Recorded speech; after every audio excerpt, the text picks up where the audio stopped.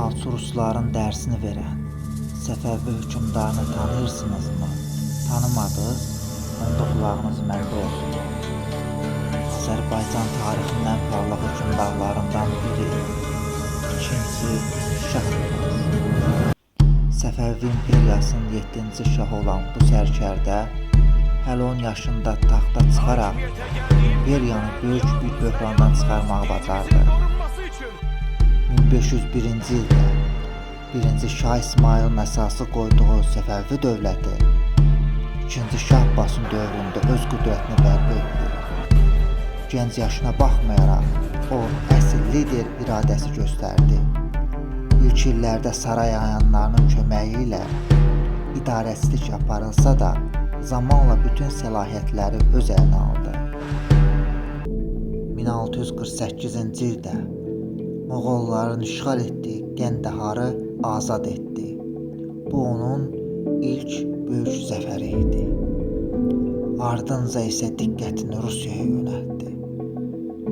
Rusların Şimali Qafqazda və Tereç çayı sahilində inşa etdiyi qalalar Səfəvi sərhədləri üçün ciddi təhlükə idi. İkinci Şah Abbas buna dözmədi. 1651-ci ildə Şirvan hakimi Xosrov xana əmr verdi. Sunca qalası mütləq alınmalı idi. İlk hücum uğursuz oldu. Amma Şah soyuqqanlılığını itirmədi. Ordusunu 20.000 nəfərə çatdırdı. Silahları təkmilləşdirdi.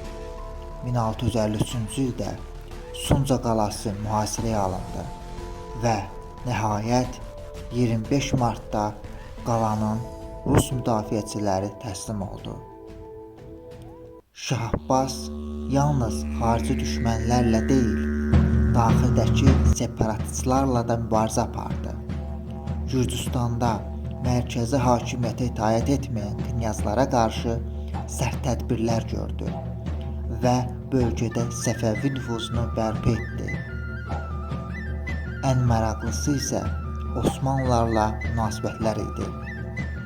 Belə ki, onun dövründə Səfəvi-Osmanlı əlaqələri tarixdə nadir hallarda olduğu qədər dostcasına idi. Aralarında məktublaşmalar, elçilər, hətta fil hədiyyələri belə mübadilə olunurdu. Amma bu uzaq görən və güclü hökmdar cəmi 34 yaşında dünyasını dəyişdi. Onun planları isə yarımçıq qaldı.